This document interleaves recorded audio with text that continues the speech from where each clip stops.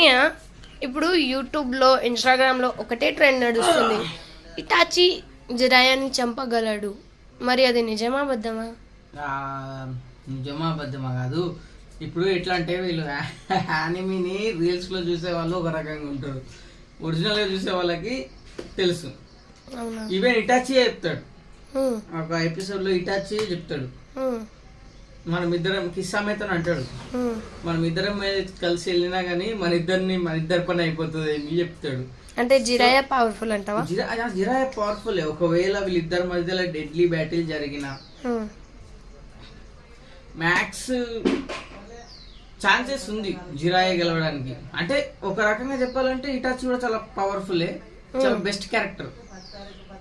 కానీ టోర్ట్ సేజ్ ఉంది కాబట్టి ప్లస్ జిరాయాని గెంజుట్సు బ్రేక్ చేయగలుగుతాడు. జిరాయా ఎలాంటి గెంజుట్సు అయినా సరే బ్రేక్ చేయగలుగుతాడు. సో ఇన్ఫినిటీ సుకియామి తప్ప ఎలాంటి గెంజుట్సు అయినా సరే జిరాయా అనేది బ్రేక్ చేయగలుగుతాడు.